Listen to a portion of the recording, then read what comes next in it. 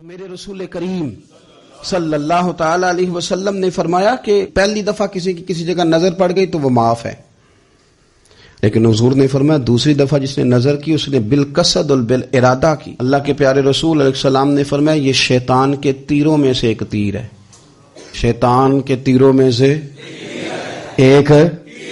یہ تیر جو ہوتا ہے نا یہ بس نکلتا ہی ہے، دوبارہ واپس نہیں آتا، اور جہاں جاتا ہے جا کے لگ جاتا ہے۔ یہ جو نظر ہے نا، نظر یہ گمراہ کر دیتی ہے، پہلے نظر بھٹکتی ہے پھر ذہن بھٹکتا ہے۔ کہا نظریں جھکا کے رکھو، جھکا کے۔ آپ کو بتاؤں جن لوگوں کی نظریں ناپاک رہتی ہیں ان کا حافظہ کمزور ہو جاتا ہے، جن لوگوں کی نظریں ناپاک رہتی ہیں ان کی عبادت کی لذت چلی جاتی ہے، جن کی نظریں ناپاک رہتی ہیں وہ لوگ ذہنی طور پر اور قلبی طور پر تھوڑے تھوڑے پریشان رہنے لگ جاتے ہیں۔ جن لوگوں کی نظر ناپاک رہتی ان کی کیفیت یہ ہوتی ہے کہ سب کچھ ہوتے ہوئے ان کا دل اچاٹ ہونے لگ جاتا ہے۔ نظر کی ناپاکی چونکہ یہ وہ والا نشہ ہے جس سے کبھی بھی پیٹ نہیں بھرتا، ذہن نہیں بھرتا، تو بڑی سنجیدہ عمر تک بھی معاذ اللہ تعالیٰ یہ گناہ بندے کا پیچھا نہیں چھوڑتا۔ نظر کی صفائی میرے نبی پاک علیہ السلام نے فرمایا، مسند امام احمد بن حنبل میں کیا خوبصورت لفظ ہیں۔ حضور نے فرمایا تیری نظر اگر کسی جگہ پڑ گئی تو واپس کر لے اور اللہ سے ڈر جا۔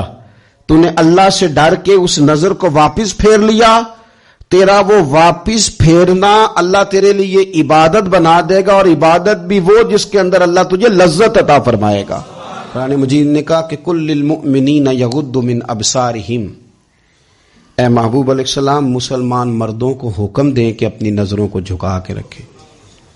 آگے جا کے عورتوں کے لیے بھی کہا کہ مسلمان عورتوں کو بھی حکم دیں کہ اپنی نظروں کو جھکا کے رکھیں۔ ایک صحابی فرماتے ہیں کہ نبی پاک صلی اللہ تعالی علیہ وسلم نے ہمیں رستوں میں بیٹھنے سے منع کیا، تو ہم نے عرض کی یا رسول اللہ صلی اللہ علیہ وسلم کئی دفعہ مجبوری ہے، گزارنے نہیں ہوتا، رستوں میں بیٹھنا پڑتا ہے، تو حضور نے فرمایا پھر رستوں کا حق ادا کرو۔ یا رسول اللہ رستے کا حق کیا ہے؟ فرمایا ایک تو آنے جانے والے کو سلام کرو، اور دوسرا یہ کہ رستے سے تکلیف دہ چیز کو ہٹاؤ، اور پھر فرمایا کہ بھلائی کا حکم دو اور برائی سے منع کرو، اور پھر فرمایا کہ رستے کا حق ہے کہ رستے میں رہنا ہے تو نظریں جھکا کے رہو۔ پھر ایسا نہ ہو کہ ہر شخص پر آپ کی نظر پڑے، ہر شخص پر۔